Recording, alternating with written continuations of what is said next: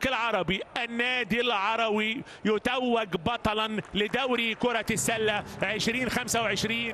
لا صوت يعلو فوق صوت العربي الذي يبدع ويتألق ويقدم البرهان مجددا على أنه الرقم واحد.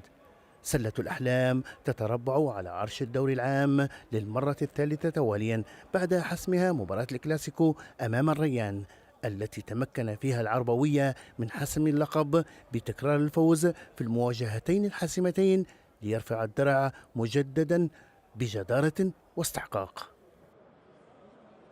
الحمد لله أول شيء، وتتويج الثالث على التوالي السنة الثالثة.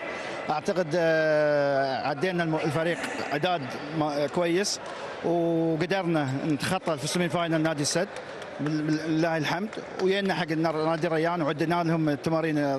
طيب المدرب ما قصر. العربي خاض المباراة النهائية الثانية وعينه على حسم الانتصار دون الحاجة للمرور للفاصلة. الربع الأول من المباراة سيطر عليه العربي لينتهي بنتيجة 28 نقطة مقابل 18، ثم انتفض الرهيب وقدم مستوى مميز بفضل التركيز العالي واقترب من حسم الربع الثاني، ولكن العربي بخبرته أنهى أطوار الشوط الأول على نتيجة 46 مقابل 45 نقطة.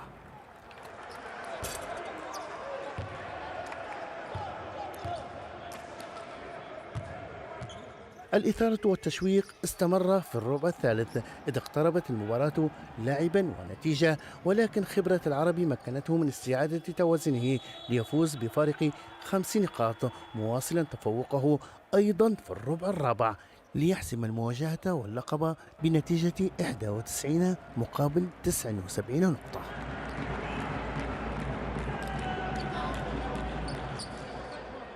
بهذا التتويج المستحق يعيد العربي كتابة التاريخ مؤكدا أن الأحلام لا تعرف المستحيل.